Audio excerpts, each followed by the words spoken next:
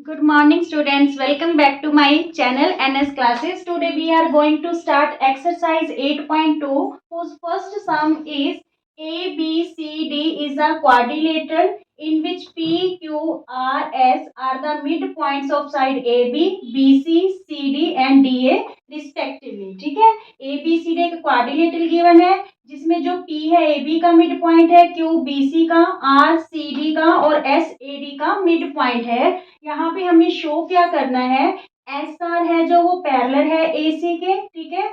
Also S R equal है half of A C, ठीक है। और क्या शो करना है, सेकंड जो एस आर है वो इक्वल है पी क्यू के, और थर्ड हमें शो करना है कि पी क्यू आर एस एक पैरेललोग्राम है, ठीक है।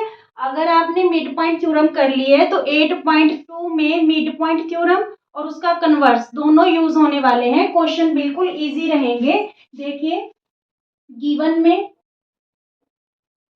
a quadrilateral ABCD in which P Q R and S are midpoints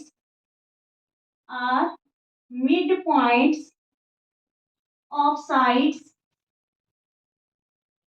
AB, BC, CD and DA, ठीक है। ये चीज हमें गिवन है और हमें प्रूव क्या करना है या शो क्या करना है, टू प्रूव एस आर है जो वो पैरेलल है AC के, ऑल्सो एस आर है जो वो इक्वल टू हाफ है किसके, AC के, ठीक है। और सेकंड हमें शो करना है कि जो PQ है और SR है ये क्या है, इक्वल है।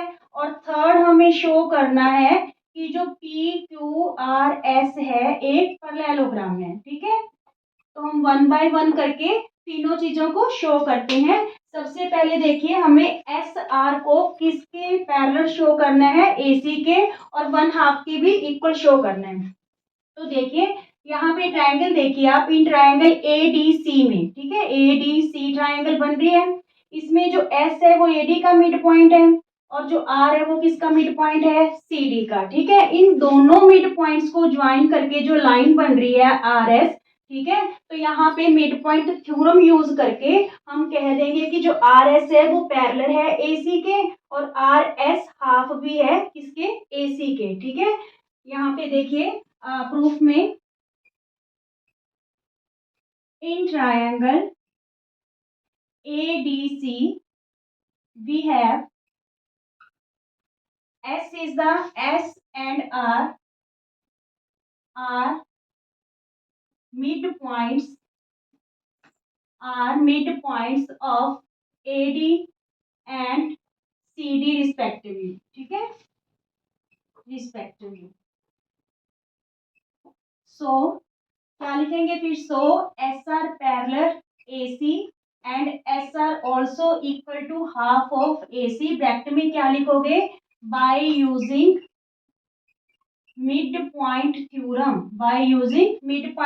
अच्छा, मिड पॉइंट थ्योरम क्या कहती है कि line joining the mid points of two sides of a triangle की टू साइड्स का जो मिड पॉइंट है, टू साइड्स का जो मिड पॉइंट है उन्हें ज्वाइन करने पे जो लाइन बनेगी that is parallel to the third side and also equal to half of the third side, ठीक है। तो हम यहाँ पे सिंपल ही लिख देंगे बाय यूजिंग एमपीटी। अगर किसी को रीजन पूरा लिखना है तो लिख सकते हो कि line joining the mid points of two sides is equal to the is parallel to the third side and also half to the third side, clear।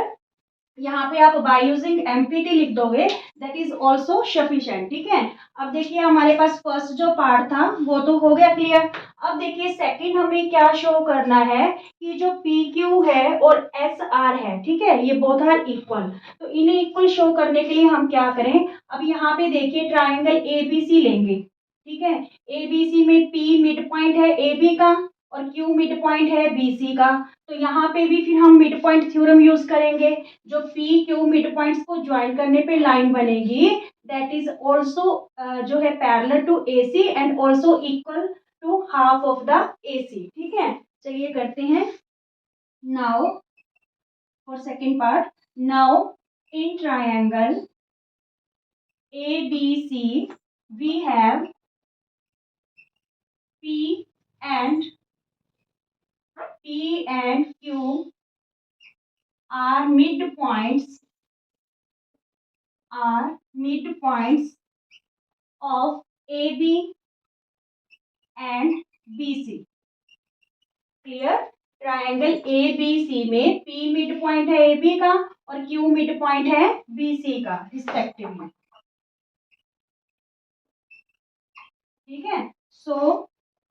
कि क्या है कि इन दोनों मिड पॉइंट्स को जो ज्वाइन करने पे लाइन बनी है वो किसके पैरेलल होगी? AC के। PQ पैरेलल होगी AC के। ठीक है। Also PQ equal to half AC। Clear यहाँ पे? ठीक है। यहाँ पे भी हम क्या लिख दें? By using MPT mid point theorem. ठीक है। क्लियर। अब देखिए अगर इसे हम इक्वेशन 1 लेके चले और इसे इक्वेशन 2 लेके चले तो जब इन दोनों इक्वेशंस को कंपेयर करेंगे एस आर पैरेलल है एसी के, पी क्यू भी एसी के पैरेलल है, एस आर हाफ है एसी के। ठीक है। और पी क्यू भी इक्वल टू हाफ एसी। तो यहाँ पे फिर हम क्या करेंगे कि अगर एस आर भी पैरेलल है एसी के, पी क्यू भी पैरेलल है एसी के, तो इट्स मीन्स एस आर और पी क्यू क्या हो जाएंगे? पैरेलल हो जाएंगे each other and also S R equal हो जाएगी पी क्यू के। ठीक है। तो यहाँ पे देखिए फ्रॉम इक्वेशन 1 एंड 2। ठीक है। तो यहाँ पे क्या रिजल्ट मिलेगा हमें कि जो पी क्यू है वो किसके इक्वल होगी? पी क्यू इक्वल होगी आर एस के। ठीक है। और पी क्यू पैरेलल भी होगी किसके? आर एस के। ठीक है। पी क्यू है जो इक्वल होगी आर एस या एस आर के। ऑल्सो पी क्यू पैरेलल भी होगी किसके? एस आर या फिर आर एस के। क्लियर। अब देखिए यहाँ पे ये सेकंड पार्ट क्लियर हो गया हमारा कि हमने P Q equal to S R करना था। क्लियर। अब थर्ड पार्ट कह रहा है कि पी क्यू आर एस को पैरेललोग्राम शो करो। देखिए हमने प्रूव कर दिया कि one pair of opposite side is equal and parallel to each other. ठीक है। जब एक क्वाड्रिलेटरल की कोई भी वन पेयर हम इक्वल और पैरेलल शो कर देते हैं तो वो क्वाड्रिलेटरल क्या बन जाता है? एक पैरेललोग्राम बन जाता है। ठीक है। थर्ड पार्ट में हम क्या लिखेंगे? पी क्यू इक्वल है आर एस के एंड पी क्यू पैरेलल है आर एस के। अभी अभी हमने क्या किया? इसे प्रूव्ड किया। ठीक है। So P Q R S is a parallelogram. Clear.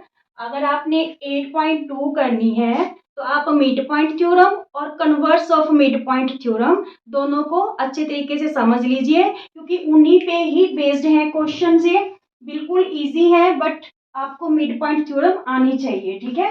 यहाँ पे बिल्कुल इजी सा क्वेश्चन है। पहले ट्रायंगल एडीसी ली हमने, एस और आर मिड पॉइंट है तो इन पॉइंट्स को ज्वाइन करने पे जो लाइन बनेगी वो थर्ड लाइन के पैरेलल भी होगी और वो थर्ड लाइन के हाफ के इक्वल होगी। क्लियर। तो यहाँ पे हमने फिर ये पहला पार्ट शो कर दिया था। सिमिलरली हमने एबीसी ट्रायंगल ली, इसमें पी और क्यू मिड पॉइंट है तो इनको ज्वाइन करने पे जो लाइन बनी वो थर्ड लाइन के पैरेलल और हाफ के इक्वल है। क्लियर। फिर हमने इक्वेशन 1 और 2 से इन दोनों को इक्वल भी शो कर लिया और पैरेलल भी शो कर लिया।